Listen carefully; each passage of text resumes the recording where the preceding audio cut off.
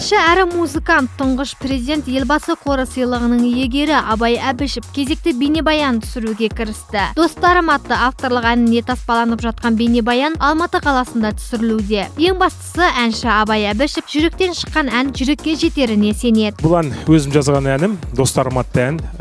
Бұл тақырып бәрімізге белгілі болса да, бәрімізге жақын, етене, бәріміздің достарымыз бар, олардың ішінде жақындарымыз бар, жай араласатынымыз бар. Енді бұл жақын достарға арналғаны, сондай бір жақсы ниет, достық, сезім туралы бір ерекше бір көңіл күй сыйлайтын көңілді ән болып шыққан жайы бар. Жанынан шыққан туындысына тың дүние жасағысы келген Абай Әбішев талай тердің төгілгенін айтады. Ең бастысы бейнебаян сапалы шығып, өз тыңдармандарын тапса деп еңбектенуде. Ал нәтижені тек бейнебаян жарыққа шыққанда ғана көре аламыз. Әрине, бір ерекше тың дүние болады деп ойлаймын өзім. Себебі сюжетке өте бай, сюжетте өте әртүрлі көріністер, оның ішінде бишілер бар, оның ішінде музыканттар бар, және қызықты оқиғалар көп, сол айтайық. Сюжетке толы клип болайын деп тұр.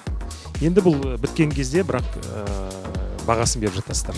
Достарым әніне таспаланып жатқан бейнебаян сюжетке толы болмақ. Ол ғана емес, әсем әнді әсерлі бимен әрлеуде жоспарлануда. Ал бейнебаянға бөтендерді емес, Абай Әбішевтің жанына жақын жандар шақырылған. Қанша дегенмен әннің аты достарым емес пе? Я играю в массовке. Мен массовкада ойнаймын. Екінші қатардағы роль дейді ғой. Біз 4 дос боламыз. Бір көңілді кешке демалуға келіп отырамыз. Біздің көрші столдағы жігіттермен түсініспестік орын алып, қызықты оқиғалармен өрбиді. Барлық құпияны ашпай қояйын. Бейнебаян шыққанда өздеріңіз көре жатарсыздар. Bir білетінім өте қызық болады. Айта кетейік, Абай Әбішев сазы сырлы, әуені әсем сыбызғы аспабында шебер ойнайтын өнерпаз. Ол әнші болумен қатар алғашқылардың бірі болып, үлкен сахнаға ұмыт бола бастаған сыбызғы аспабын алып шыққан жан. Оның орындауындағы балауса қалың көпшілікке кеңінен таныс.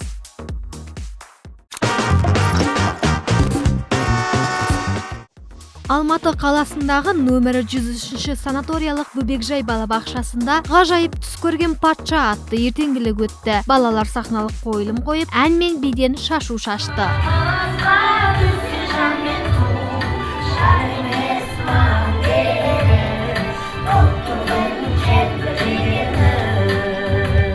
Патшаның түсін жоруға жорыққа шыққан балалар қазақтың тарихына терең бойлайды. Көне қалаларға келіп, қазақтың қолөнерімен, шеберлерімен танысады. Осылайша көпшіліктің көзіне жас алдырған алғыр балалар естен кетпес кеш сыйлады.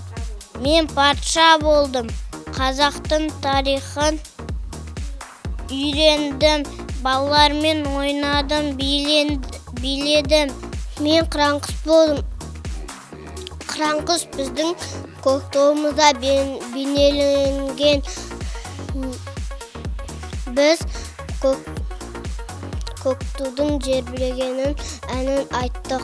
Ғажайып түс көрген патша ертеңгілігін ұйымдастырған ұжымына алғыс білдірген балабақша меңгерушісі Баян Жүнісханқызы мұндағы балалардың небәрі 6 ай мен 1 жылға келетінін айтты. Ал бүгінгі мерекелік шараға мектеп алды даярлық тобының балақайлары қатысқан. Бүгінгі сіздерге ұсынған іс-шарамыз ғажайып патшаның түс көруі атты ертегі арнайы осыған байланысты қойып едік.